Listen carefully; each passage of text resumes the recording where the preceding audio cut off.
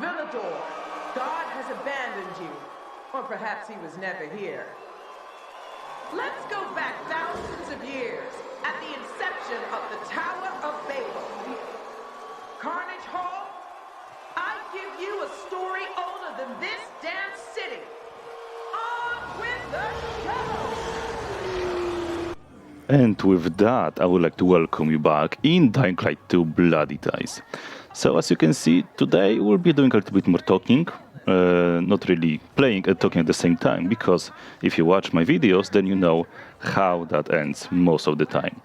So yeah, I had a little bit of free time, and because of that I wanted to play a little bit more Dying Light 2 Bloody Ties DLC, because it is just goddamn good DLC.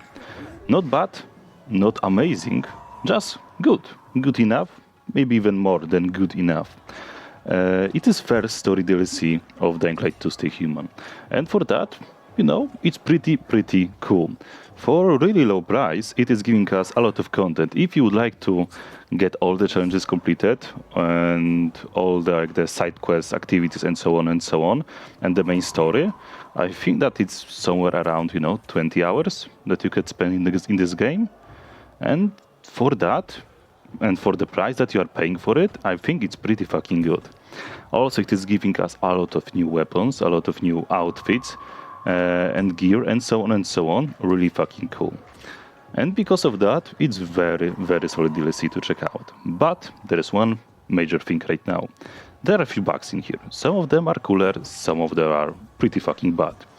So, for example, there is a bug that lets you have unlimited spears, and you can basically be like machine gun spear machine, something like that. You're just throwing infinite fucking spears. It's goddamn amazing. I have a lot of fun with that.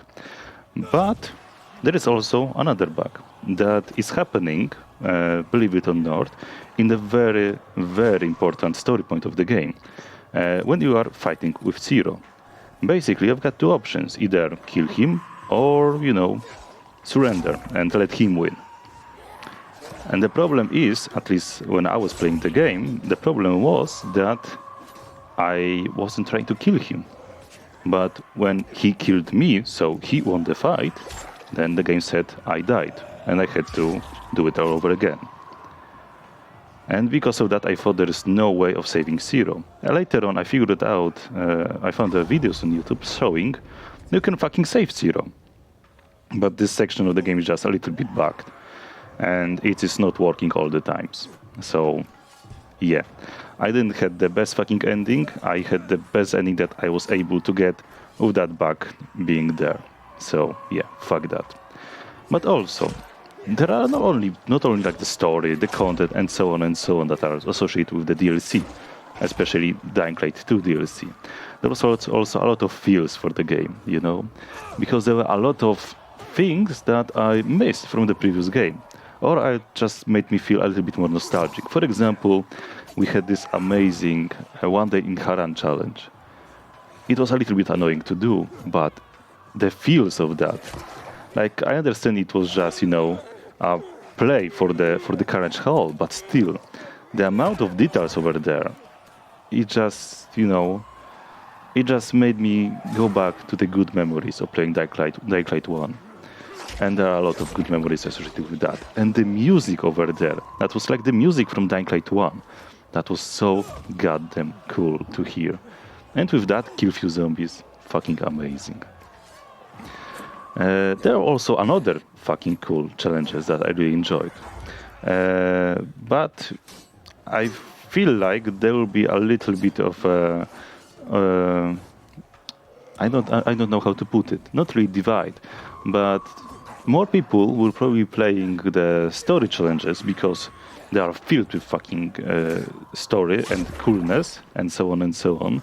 Whereas the rest of them will probably not be that popular. I would like to see like the statistics, if Techland would like to publish that. How many people played each challenge, or for example, how many people played this challenge before they finished the game, the DLC, and how many people played this challenge after they finished the DLC, and so on, to see like the preferences as to what people would like to do.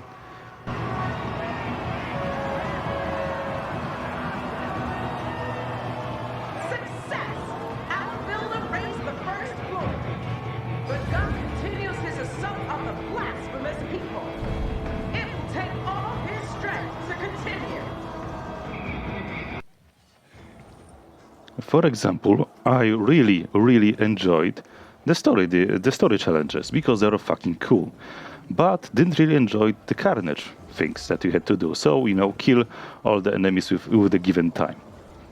That's cool on the paper, but it wasn't that fun. Like the story challenges were fucking amazing, but carnage, so kill all the marked enemies, it wasn't really my thing, I think. I did one of them, I believe. I finished one of them. The rest of them didn't really enjoy that much. There were also like typical those rush challenges. So just run through the checkpoints. They were cool because I were giving you experience, your fame rankings, opera tokens, and so on and so on. And they were pretty easy to accomplish. For most of them, it took me like 3-4 runs to complete that. So not really that big of a deal. And there were also freak fights. Freak fights are really interesting because I didn't really enjoy the fighting in them because, it's timed. You've got, fucking bosses to kill in like 2 minutes or something like that. I always hated time challenges and so on. But the freaks were pretty fucking interesting because there are very specific zombies that you can find just in here. And because of that, it was just goddamn amazing. There was a little bit more, stun locking enemies and some of that. Not really that cool to watch, I would guess. But still, I mainly did the freak fights because I really enjoyed the enemies that were there. And those are the four types of challenges that you can do. So story, carnage, rush, and freak fight. And what I enjoyed about the whole fucking spectrum of the challenges is that you didn't have to complete all of them in order to advance the game. And that's pretty fucking cool. You only had to complete like half of them in order to go to the knockouts and then to the final boss fight. And I was really afraid of the game forcing us to do all the challenges, and that would just suck. But it didn't, and because of that, it was really cool, because I was able to just go for the challenges that I enjoyed, that I liked, and I didn't feel forced to do otherwise. Of course, I went to all the rest of the challenges that I haven't done in my playthrough, because I wanted to check them out. I did it after I finished the game, and I think that's the way that it should be, Don't force the player to complete all the challenges. Let them have fun with that, and if they will be enjoying them, then they will fucking return. So that's fucking amazing. But yeah, other than those challenges that are really fucking amazing, you also had quite a lot of good weapons that you are getting from that. Of course, in theory, you are only getting those weapons in two ways. You are getting them during the challenges, and then you can buy them using your experience, opera tokens, and so on from the vendors at Carriage Hall. That's the fear, at least. Because the bug that lets you create machine gun spear, basically, is also giving you ability to take out from the challenges overpowered versions of the weapons that are saying, for example, that is doing 300 damage, but is killing Demolisher in 2 hits. Like, I might say that I enjoyed that a lot. The tower grew, resulting in many dead. The fight moved into the clouds.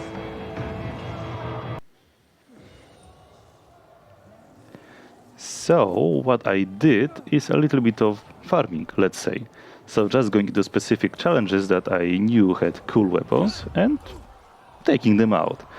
And I might have few military machetes in my stash and few carnage crossbows and so on and so on. And they are fucking amazing to use. I will have a lot of fun with them. That's for sure.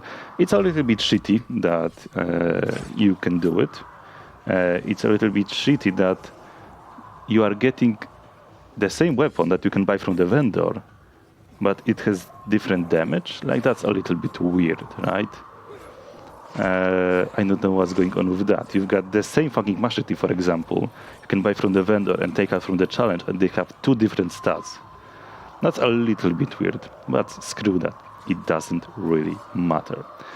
Next thing that I want to talk about is the story, general story of the DLC. It was interesting, very interesting. A little bit weird. Weird thing was that it felt like the Carnage Hall was created, or at least the idea of Carnage Hall was created after they released Dying Light 2. It seems at least like that, because if you are running around the city and playing the game and so on, I haven't heard or saw even once something that was saying to us that Carnage Hall exists, and it might be cool to at least, get like people talking about, well, there is an arena where people are finding infected and so on, like some kind of gossip that is passing around.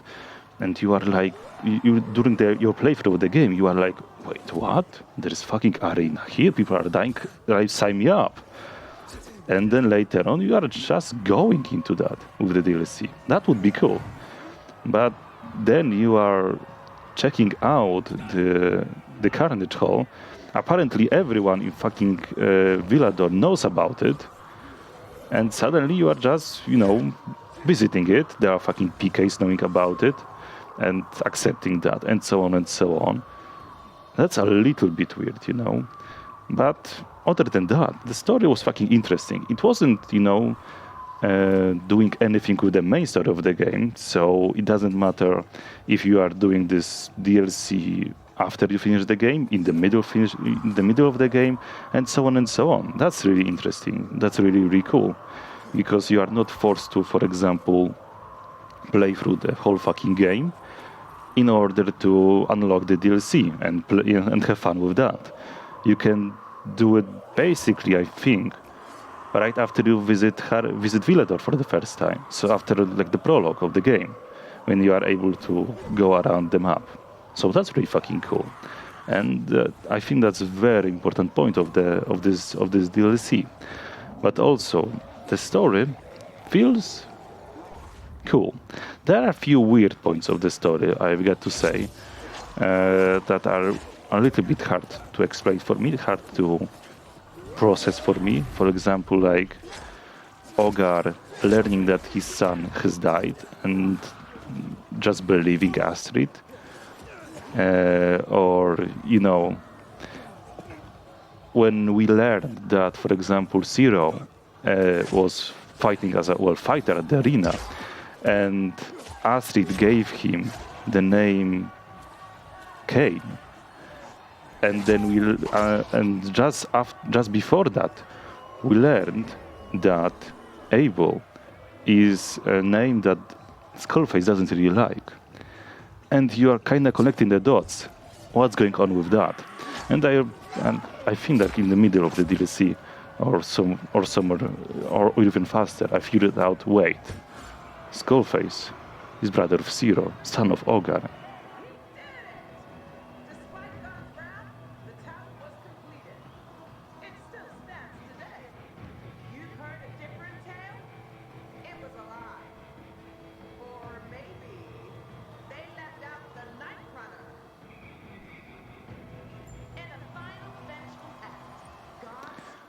But, I figured that out, but screw that, it doesn't really matter. It was pretty fucking obvious what will be happening.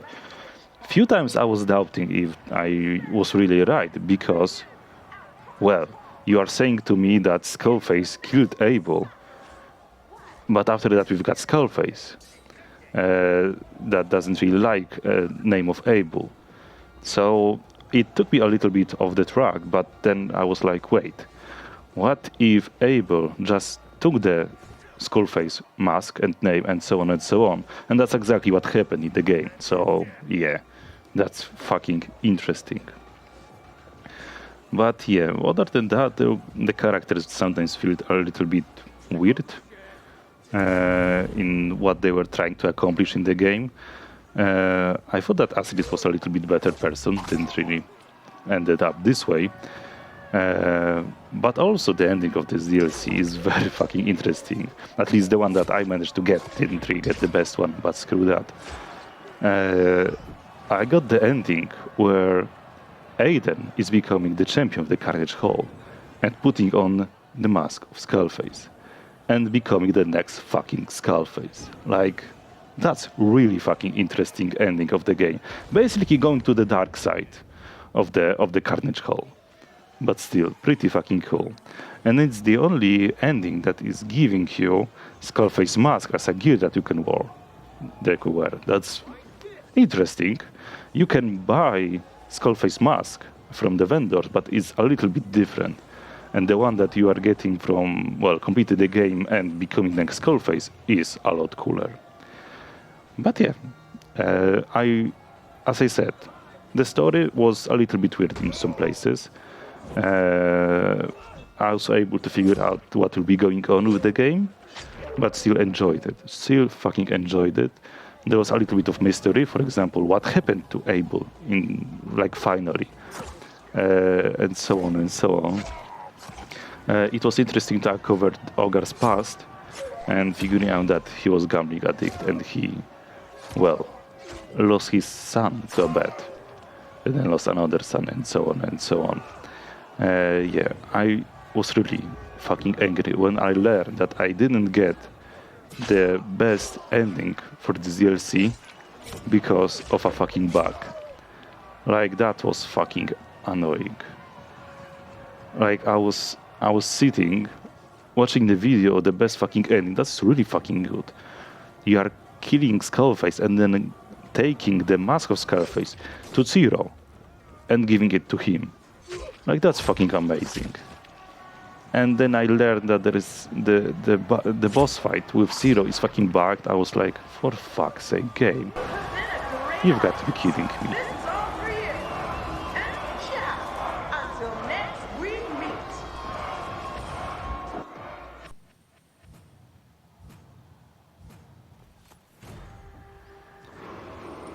But I said later on, fuck that.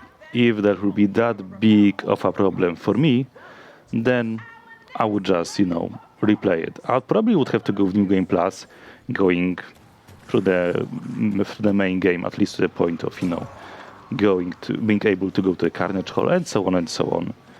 But screw that. If that would be a big deal for me, and I would like to, for example, show you the best ending, we'll just go with New Game Plus. Also, I think that in like a year or so, probably I will go with New Game Plus playthrough of Dying Light. Because, just a little bit refresher. So, we'll be able to enjoy the game one more time. Maybe there will be more news about the second DLC that should be coming. Because if you take a look at the roadmap of Dying Light 2 after the release, this DLC should have come out in June or something like that, if I recall correctly. It was later postponed a little bit, and we got that in November. And it was good waiting for that because, if I recall correctly, the official statement why it was delayed was that they wanted to polish that. And we got better product in the end, so I really enjoyed that. But the roadmap ends kinda on this DLC, at least for right now. After that, we've got 5+ years of support, and during those 5+ years of support, we are getting at least one more story DLC and different challenges and so on and so on. But the story DLC is very important because developers have said that their aim of doing one DLC, that's what they said at least, for Dying Light 2 is basically the following level DLC. The following is DLC for Dying Light 1, the biggest one that you can get, and basically the coolest one that you can get. It is building on top of the story and giving you new fucking area to explore, fucking vehicle to drive, a lot of weapons that are later on showing also in the main game of Dying Light, and kind of finishing the story of the main hero. So This DLC that we're playing and so on, Bloody Ties, is giving us only not really side quest, side story, let's put it this way, that is happening not after, not in the middle, not at the beginning of the main game story, but on a different track, let's put it this way, right? And it's not really affecting the main story. But if I understand correctly, the second DLC should be telling us what happens after the main game, and kind of probably finishing the story of Aiden. At least that's what I would assume. Because at the end of the main story, we are learning that Aiden is leaving Vileador because, well, his mutation is going on and so on and so on. So I would assume, at least in the second DLC, we're going to different area, completely different area of the game, and there we'll be learning what happened to Aiden, what's going on with his mutation, if he's able to control it, and so on and so on.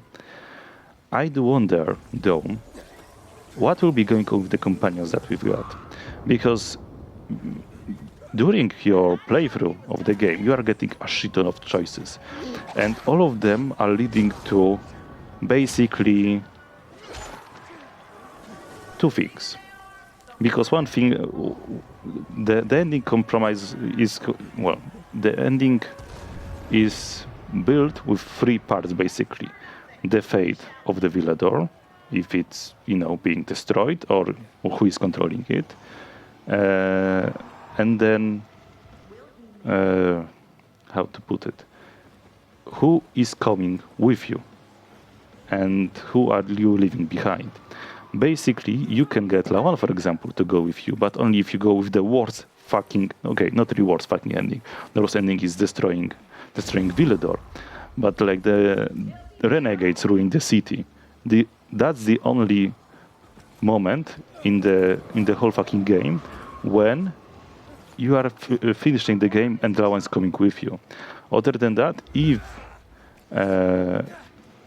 the other character, fuck, I forgot his name, the one that betrayed us a few times, is going with you, if you didn't kill him in the process. So I do wonder how they will be doing something with that, if we'll be seeing those characters returning or something like that. But yeah, that's very interesting. So we'll be seeing that. I don't know how long we'll have to wait for the second DLC, but I'm goddamn sure it will be worth waiting. If it will be really dying like the following level DLC, it will be fucking amazing, and it will be integral part of the story of Dying Light 2. Maybe we'll be meeting Kai Cray, for example, as a fucking, volatile night hunter. That would be really fucking interesting. But yeah, we'll be seeing at least 5+ years of support of the game. With Dying Light 1, we had 7, even over than 7. So, there was a lot of stuff that they added to the game, and I really fucking enjoyed that. Of course, a lot of that was, microtransactions, getting outfit, getting weapon, buggy skin, and so on and so on. But it was cool. If you didn't want to pay for that, you didn't have to pay for that. Sometimes we were getting that for free with the tokens, and so on and so on. So, it was pretty fucking balanced, I would say. But yeah, right now, there is nothing else for us to do than, just go back to the game, enjoy the challenges, maybe replay the game in New Game Plus, or fucking have fun with photo mode. That was added quite a long time ago, really. And it allowed me to get few new thumbnails for the videos. I really enjoyed that. There are a few things that I could nitpick about this DLC. Few things that were a little bit weird. For example, what you are seeing right now is me doing the challenges after I finish the game. And there is no way to finish the game with Astrid being alive. In every single ending of the game, she dies. And she's no longer ruling the Carnage Hall. She's no longer talking to during the performance. She shouldn't be talking about the performances and so on. She shouldn't be commenting that. But of course she is doing that, as you can hear in the background, right? And I kind of understand why they are doing that, because you've got 12, 16 challenges, and for each one of them, they would have to record 2 different voice lines for Astrid and then somebody else. And that's a lot of work, and probably half of it, or even more, wouldn't be even heard by normal player. Because half of the challenges you are doing before you finish the story, and half you will be hearing after you finish the story. And now, a tale of adultery. When Hephaestus, the god of blacksmiths, found out that his beloved was cheating on him with his own brother, he forged a weapon to kill him. But the brother of Hephaestus wasn't any simple cat. He was the god of war, Ares himself. Can you feel the heat? So I kind of understand that from this point, right, of the story. But it was just a little bit weird, you know. I was hoping that there would be another character talking to us, or, you know, someone telling us that Astrid recorded everything and you can just play it, and so on and so on. You know, just a little bit explanation what's going on with that. But no, we are just not only hearing but also seeing Astrid in the arena. That was a little bit weird, you know. Just a little bit annoying. Other than that, there are like few things that you could nitpick, but I don't think it's worth it. Probably a few other things will be fixed in the during the you know, bug fixes and so on and so on. But yeah, it was just a little bit fucking weird. And I don't think there is anything else that I would like to talk to you about. A lot of feels, a lot of cool story, a lot of cool weapons that you can get, a lot of cool challenges. Really fucking enjoyed this DLC, as I said. I think it's really worth the price. You're getting even more for the price. Rewrite that. For this price, I would have expected way less content that we are getting. It's really, really good deal to get this DLC, and probably it will be going cheaper and cheaper by the time during the life cycle of Dying Light 2. So we'll be able to get that a lot cheaper, and probably with the fight with Zero patched and so on and so on. What I also really enjoyed is that you can go to Bozak Horde in this DLC. Bozak Horde being one of the DLCs for Dying Light 1. Very interesting one, where you are basically kidnapped and going into the arena where you've got to do a series of challenges in order to fucking survive. I don't remember how many challenges are there, but a shit ton of them, basically. And each one requires you, for example, to kill certain enemies in the given time, or, for example, go through certain checkpoints during the certain time, or, for example, disarm the bombs. Did it! The furnace is heating up. Now stoke the fire to raise the temperature. Uh-oh! Hephaestus' pets have discovered Ares.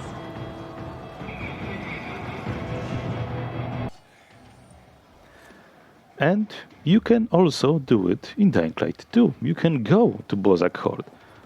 Recreation, like not exactly the same thing, recreation of that. But it's really, really cool to see. You've got fucking Viras that are dressed as Bozak Horde's Viras, basically. It's just fucking amazing to do. All you've got to do is go to the demolisher pen that you've got in the on the side of the Carnage Hall, climb the fucking statue, get the poster, and then in the Carnage Hall, as I will be showing later on in the video, you've got the Bozak Horde poster. If you are interacting with it, you are going to the challenge. And if you will complete the challenge, you are getting Bozak Horde mask that you can wear. That's fucking amazing. I really, really like that. And I had a lot of good time and really nostalgia time with playing the Bozak Horde again. Haven't completed it yet because I didn't want it to finish it because you can farm very important resource, and that resource is your sidearm that you can use basically like shotgun. It's a shit ton of damage basically, but it's limited number of uses. So I would like to farm a little bit of that before I'll be finishing that, because from what I heard, after you will finish this challenge, it is disappearing. You cannot do it anymore. And that sucks, so I would like to have a nice stockpile of those sidearms to, you know, help me with the story and so on. But yeah, really fucking enjoy that. As I said before, there are a few bugs, few glitches, and you can use one of the glitches to get overpowered weapons, and I did it just to, you know, have few weapons to remember the DLC by, and also to have few overpowered weapons, just in case. There are 2 chapters also that came to this game, like free content that you can do, that are a set of side missions that you can do, and get different rewards, and so on and so on. And also they brought new powerful enemies, so right now if I've got overpowered weapons, it will be just pure fun to take them out, I think at least. So yeah, I will not be showing you the chapters probably, because it will be just a lot of grinding from what I heard. So it doesn't really seem like something worth, how to put it, worth pushing as a video, pushing as the episodes. I think that I will just do it off camera, and then we'll probably get one final episode before going to the New Game Plus. At least those are the plans. I don't know yet when I'll be going to the New Game Plus, because, well, we've got a lot of good series right now going on, and I don't want to, you know, pause them because, well, I would like to do New Game Plus of Dying Light 2. Right now we've got God of War. Right now we've got Bioshock going on. I mean, God of War Ragnarok and Bioshock 1 Remastered. After that, I would like to also go with the rest of the Bioshock games, so Bioshock 2 Remastered and Bioshock Infinite. All 3 of them are amazing games. I would like to go with Dead Space, all 3 Dead Space games. Because for both of the Bioshock and Bioshock series and Dead Space series, there are new games coming. There is Bioshock 4 in the works, and there is Dead Space remake coming out pretty soon, if I recall correctly. And also, a lot of people are kinda, you know, connecting Dead Space to Callisto Protocol that also like to play. So we'll see all about that.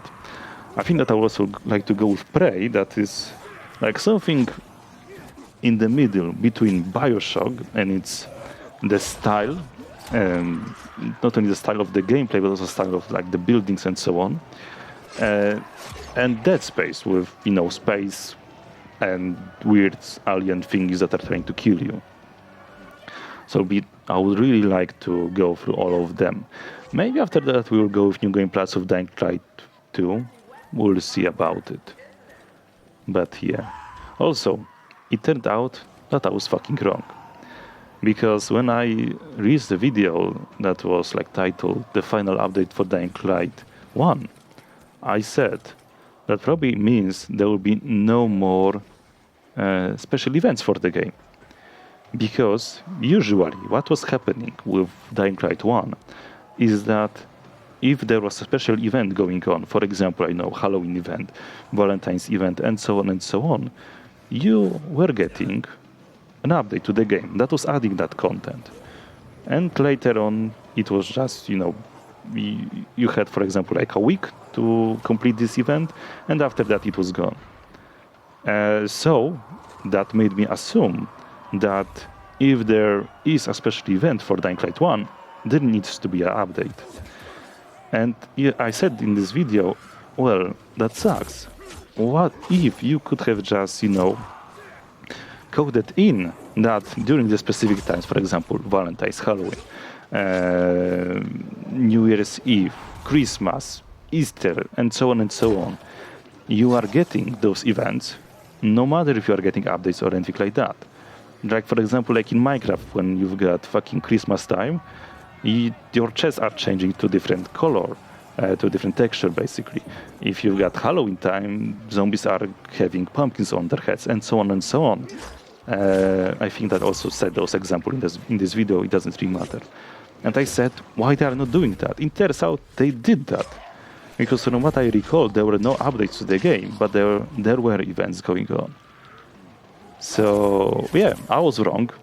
And I'm very happy that I was wrong. Because that means that if there are still people playing Dying Light 1, and I think there's a shit ton of people playing Dying Light 1, then there is a lot still that you can do. Not only you're playing the game, getting chance and so on, but there is also something kinda new, let's put it this way. Well, in the next year, if the special events will continue, it will not be really that new, but still pretty fucking cool. I really like that. And yeah, I think that it will be it for this video. Of course, I've got a shit ton of B-roll in the background, as you can see right fucking now. Right now we're going to the Hephaestus Forge. So, really interesting location that is like the nightmare tier, so like the hardest of the hardest, but really fucking enjoyable. Especially the boss fight at the end, or 3 fucking boss fights at the end.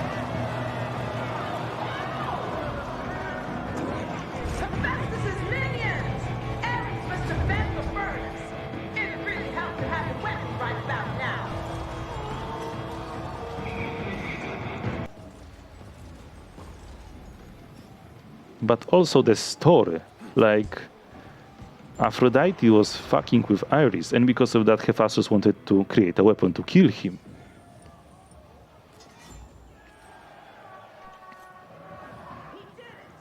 But then Iris sneaked into the fucking forge, created the weapon, and killed Hephaestus, Zeus, and Athena. Just like that. Fucking name demolishers. It is so goddamn cool. Such a well executed story challenge. I was having a lot of fun with that. But yeah, I'm already talking a little bit longer than I should be probably. What you've got still left is finishing the Hephaestus Forge. Probably I will include having a little bit of fun with the hardest freak fight of the challenges, so Phantom of the Opera, so giant fucking volatile. I believe they are called volatile tyrants, so they were introduced in one of the chapters. You still got the Carnage in the Robin Hood theme, if I recall correctly, and also getting the correct machete. So really interesting blueprint that was in both Dying Light 1 and Dying Light following. That you were able to get. That's really cool machete. You can do it in Dying Light 2 also, if you do basically the same steps that you were doing in Dying Light 1. So knocking something like a lot of times. This time you've got to do like 80 times, something like that. You've got to open up the cabinet, but it's fucking worth it.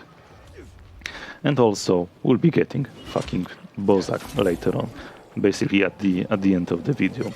But for right now, I will be ending you with that B-roll. Enjoy it. I had a lot of fun with that. I enjoyed it really. And yeah, that will be it for me right now. You can stay, watch the video if you want. But if you like this video, give it a like. And tips, tricks, ideas, something like that, give me a comment. And if you want to see more content like that, then please subscribe. That will be it for this video, and I would like to see you in the next one. Bye bye.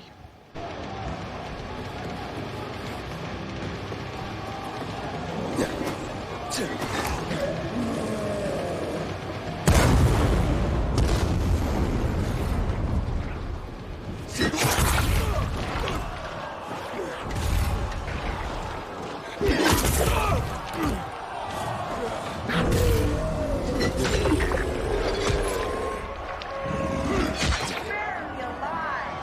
The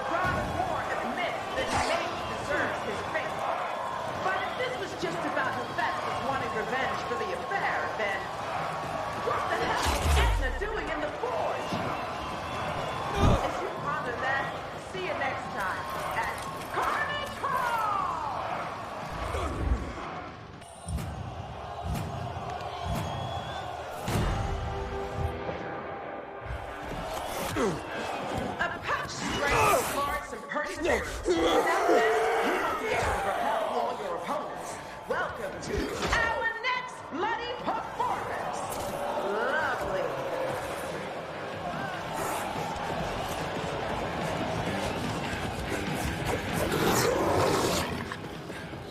Nice.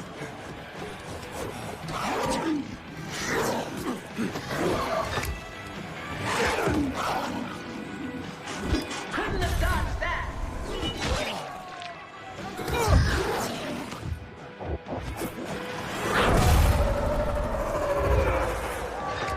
Wouldn't want to be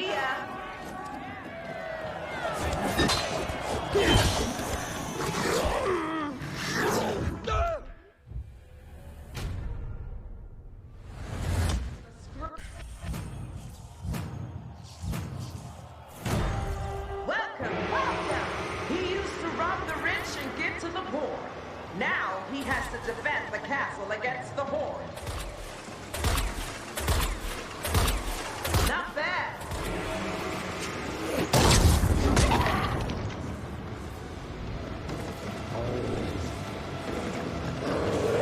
That's gonna leave a mark.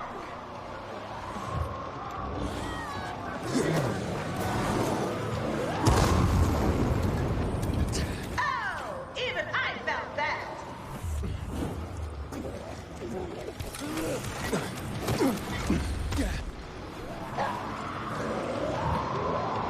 Hold on to your seats.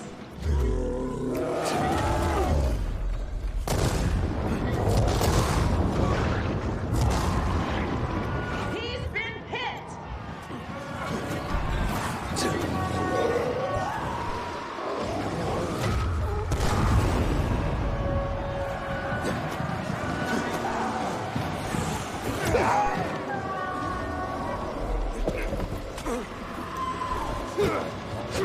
Someone forgot how to dodge.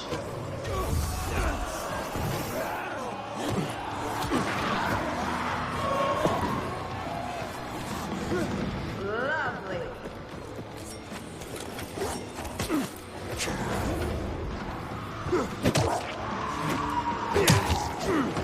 Who's next?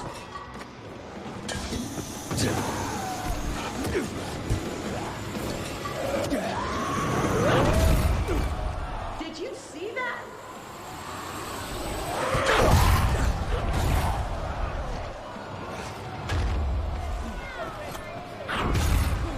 Are you loving this or what?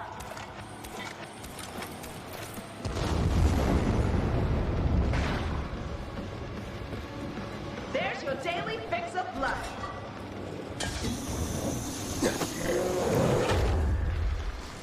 Ooh,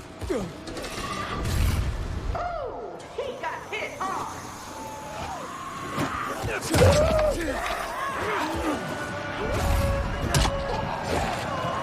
Don't worry, he's thirsty for more.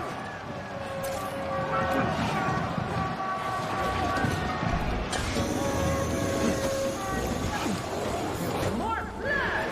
Am I right?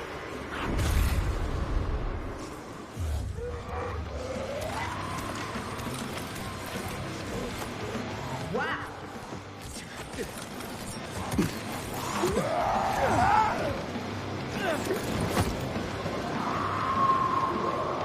Who do you think will win tonight?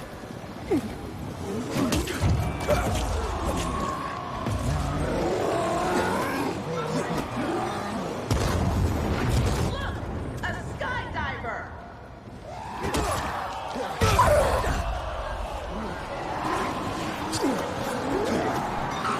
That's gonna leave a mark.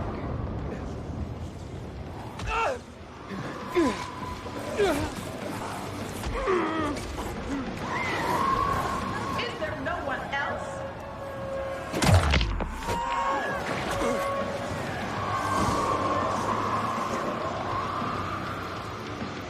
We've been waiting for that.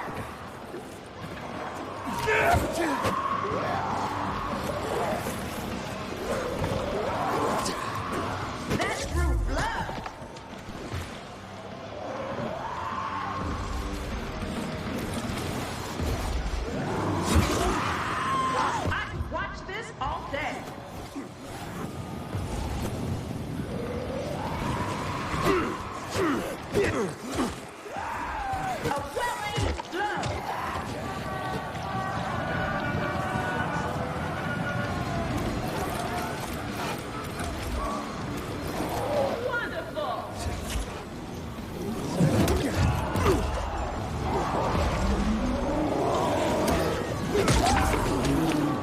No mercy from the pilgrim.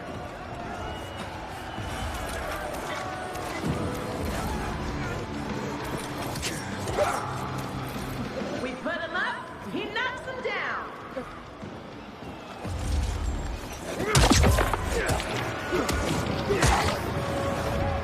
Do you want more fighting? Sure you do.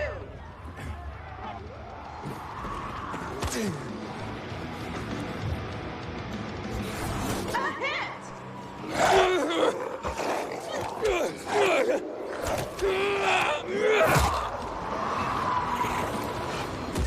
The fight's not over yet!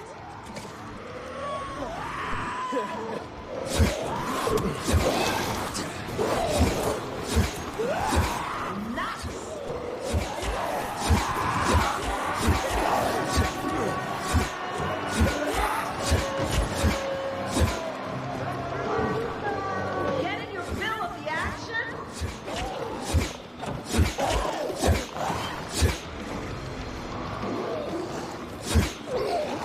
I was one who made it.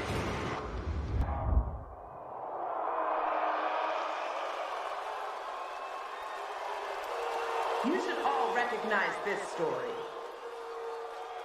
Ready for a fairy tale? It's showtime!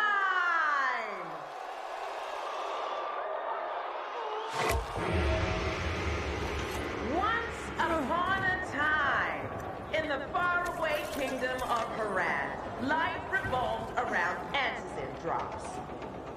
They contain more than antizin. Powerful weapons, Molotov cocktails, knives, first aid kits, and even mines. They made lethal hood ornaments on cars for infected.